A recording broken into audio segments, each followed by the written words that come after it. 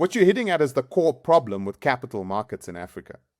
That's actually the heartbeat of the issue. And that's why people stay poor.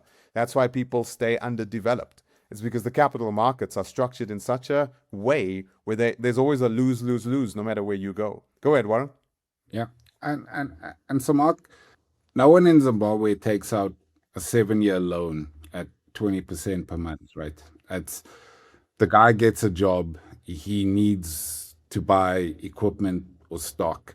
He goes to whoever can fund it and works his ass off to pay that back as quickly as possible, right? So it's this quick turnover loans, working capital type facilities, invoice discounting, that kind of stuff, right? However, that doesn't solve their problem because what they actually need is patient capital, growth capital that actually gives the guy a chance to sit down, sit back, and think about his business. And you're not running from pillar to post trying to just solve today's problems. Now, I mean, that always comes in business, as we would all know, but it would solve a lot of problems for that guy if he could access $1 million over a 5-year period in an overdraft type facility and draw on it when he needed and pay 10% or 15% per annum.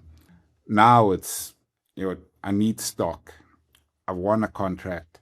I'll go to the loan shark around the corner. I'll sign whatever he says just so I can buy it, deliver.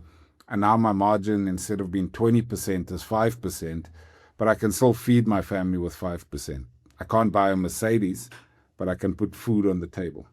And it's that constant cycle and churn that makes people just dilapidated. And, after 10 years of that, you're exhausted. And your son doesn't want to take that business over because he's watched you age dramatically and that kind of thing, right? And so this cost of capital issue has been a core problem to solve of ours, and has been impossible to solve until now. And the reason why it's impossible to solve, I'm just trying to, I want to understand the problem. I'm really interested in your solution to this, but to understand the problem, there's not enough capital. And so I guess in a free market or just supply and demand, without enough capital, there's too much demand for the capital, not enough capital to go around, which pushes the rates up extremely high. And I'm guessing there's not more capital because people are somewhat afraid to invest into it because the changing laws, as we talked about, the goalpost shifting, the overregulation. And so it's at risk. And so money goes, as you started out, money goes where it's treated best. I'd rather take 12% in America with strong property right laws than 18% in South Africa that I could lose all my money. That's not enough premium for me. So then it sort of pushes it into this risk premium. And then you have the as you said, sort of like the money sharks or the loan sharks out there that will give those loans. So then your solution is if we can bring more capital at more attractive rates, we can really help out Africa, which of course sounds amazing. But how would you be able to secure that income or secure that capital and offer it at lower rates when nobody else seems to be able to do that? So in the first instance, the risks are perceived and not actually real, right? Outside of Zimbabwe, there hasn't been real examples of government expropriation of property. And in fact, even in Zimbabwe, they've quickly, 2 decades later, not quickly, but they're actually developing a program now to hand the property back to the people they took it from, with an apology and a bunch of roses and begging them to come back and, retake the farm, reinstitute the farm. But from a South Africa perspective, I can talk intelligently to that. Most of it is actually rhetoric, right? We've got proper rule of law.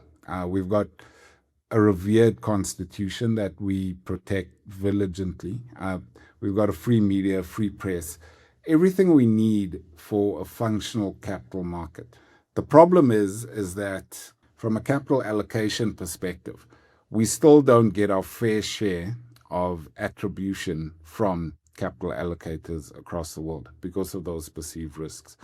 So it's not as if you are actually taking that risk, right?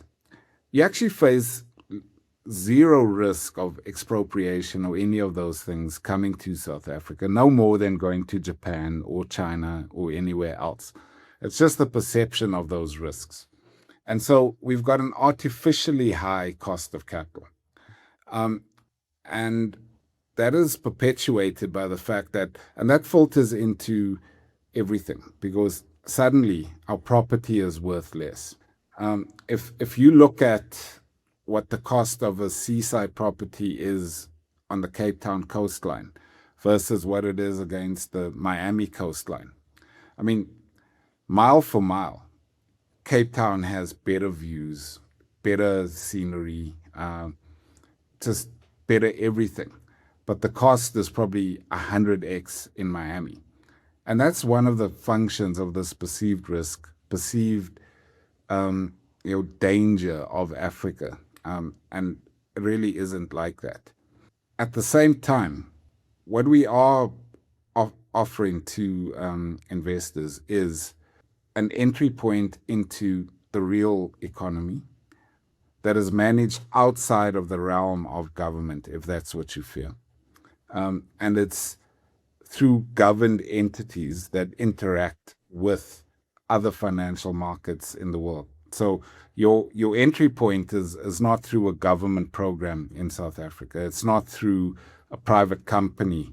It's through a listed entity that interfaces with the New York Stock Exchange, interfaces with the London Stock Exchange, and surpasses all of those governance risks that you might think about, where we are dealing. Myself, I meet 10 to 20 SMEs a week. I meet them, I shake their hands, I look them in the eye, and we give them money based on proper credentialed credit analysis. And we have a team that get to know them, that know where their business is, they know where they live, that have, if it's cattle that is a security, the guys go and tag them. And we know we've got 100 head of cattle. They numbered, they credentialed, they cataloged, and that's our security. And for all of these guys, these are guys who just want to run a business. They can't get employment. That's a big issue. Yeah. And so that business is not only their job or their employment solution, but for their mom, their dad, their brothers and sisters. And so the risk of that business going under is severe. It's not just losing your business, it's losing the family's livelihood. And so that creates a very, very different credit behavior in how these businesses operate. Our credit, our default rate is less than 1%. People gawk when they read that. And that's audited, like by international auditors. And it's a mixture of all these things. It's that these businesses mean so much more to them. I don't know if you ever watched The Office, right? Where Michael started his own paper company. And he said, if this one doesn't work, I'll shut it down and open a new one tomorrow and take you on. And if that one doesn't work, I'll do the same thing the next day. It's not like that here. That business is the lifeblood of that family and potentially even that community, depending on the size of it.